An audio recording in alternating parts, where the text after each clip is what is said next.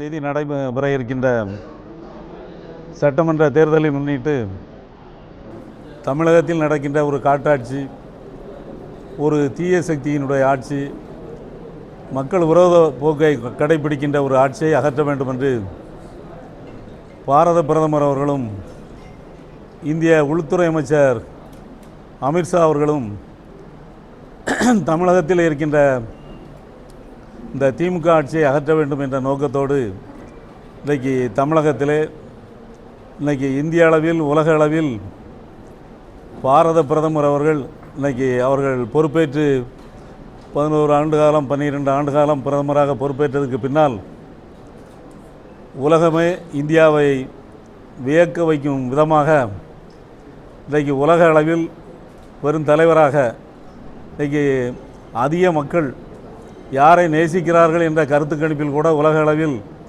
மோடி அவர்களைத்தான் இன்றைக்கி உலக அளவில் இன்றைக்கி நேசிக்கின்றார்கள்.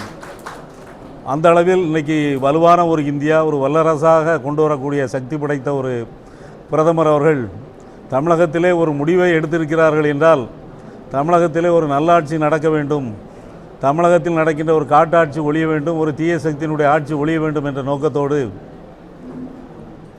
அனைத்து இந்திய அண்ணா திராவிட முன்னேற்ற கழகத்தினுடைய பொதுச் செயலாளர் எடப்பாடி பழனிசாமி அவர்களோடு சேர்ந்து இன்றைக்கு கூட்டணி அமைத்து தமிழகத்தில் பாரதிய ஜனதா கட்சியோடு இன்றைக்கி கூட்டணி அமைத்து இந்த தேர்தலில் தமிழகத்தில் தீய சக்தி ஆட்சியை ஒழிக்க வேண்டும் என்ற நோக்கத்தோடு இந்த வலுவான ஒரு கூட்டணியை இங்கே இன்றைக்கி அமைத்து இந்த தேர்தல் களத்தில் நாம் சந்திக்க இருக்கின்றோம்.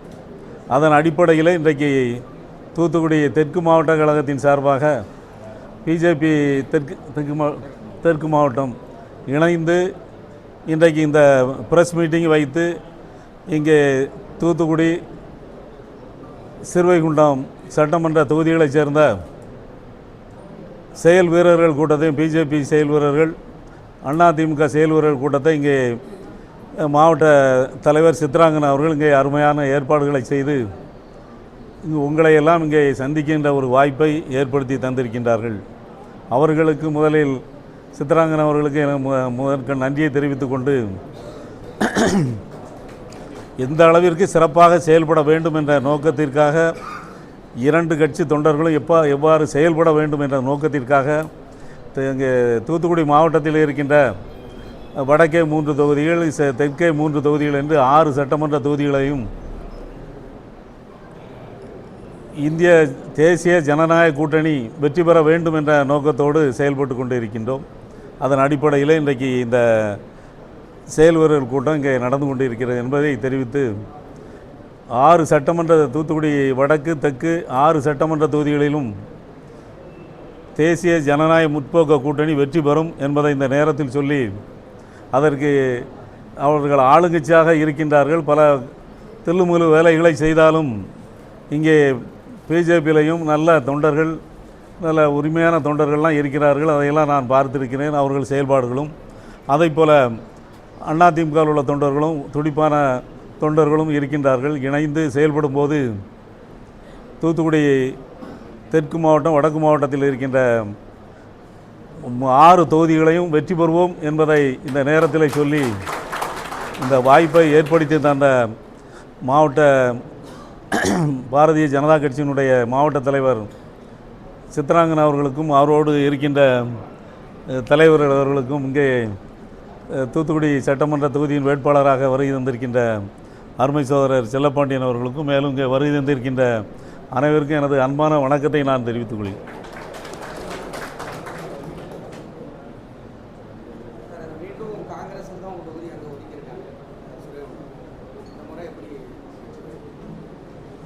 இது அதான் சொல்லியிருக்கேன், தேசிய ஜனநாயக கூட்டணி வலுவான கூட்டணி, அது சேர்ந்துருக்கிறதுனால வெற்றி வாய்ப்பு வலுவாக இருக்கும்.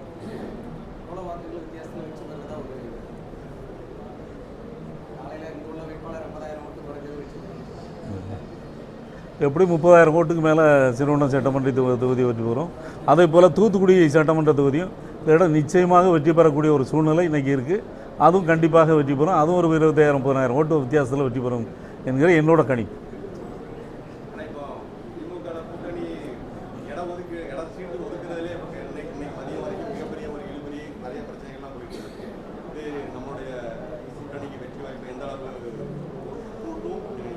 அதாவது இப்போ நான் இப்போ சொல்லிட்டேன், அதிமுக பாரதிய ஜனதா கட்சி 2 தொண்டர்கள் இணைந்து செயல்படுறதுல தீவிரமாக இருக்காங்க. அதில் ஒன்றும் இல்லை. இன்னும் சில்லறை கட்சிகளும் கூட்டணி கட்சிகளும் இருக்குது.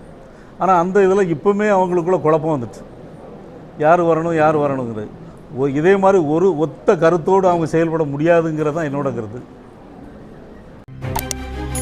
செய்திகளை உடனுக்குடன் தெரிந்து கொள்ள உங்கள் கரம் டிவியை சப்ஸ்கிரைப் செய்யுங்கள்.